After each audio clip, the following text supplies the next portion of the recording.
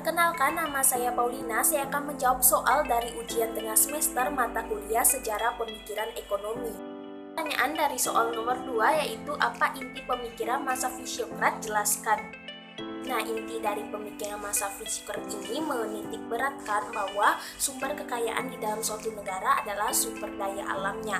Nah, di mana kaum ini percaya bahwa Tuhan itu menciptakan alam dengan penuh keselarasan dan keharmonisannya. Nah, sehingga sistem perekonomian di dalam suatu negara dipercaya juga bersifat seperti alam. Pemikiran ini memberikan kebebasan kepada manusia untuk bertindak. Nah, karena manusia pasti akan melakukan yang terbaik bagi dirinya sendiri dalam rangka memenuhi kebutuhan masing-masing yang sejalan dengan kesejahteraan masyarakat banyak.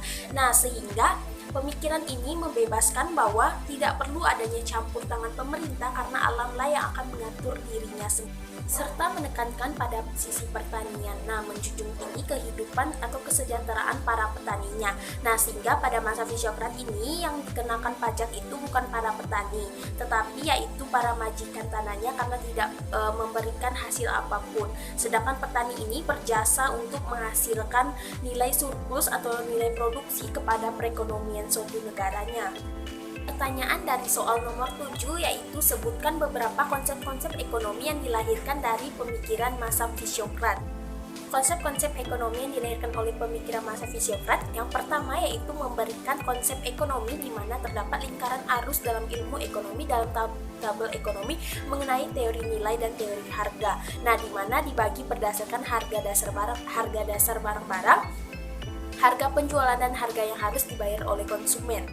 Nah, kemudian yang kedua yaitu terdapat teori uang sebagai tabir dan teori fruktifikasi.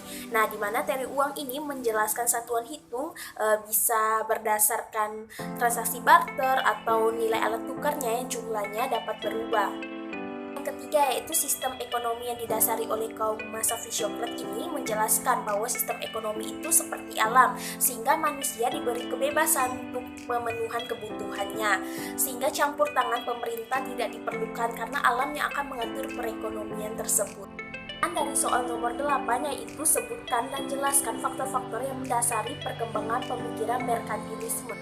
Faktor-faktor yang mendasari perkembangan pemikiran merkantilisme yaitu perkembangan pemikiran negara Eropa yang ingin melakukan perdagangan ke luar negeri dengan tujuan untuk memperoleh keuntungan yang lebih besar. Nah, kemudian didukung juga oleh adanya penemuan negara-negara baru di Eropa sehingga terjalinnya hubungan perdagangan internasional.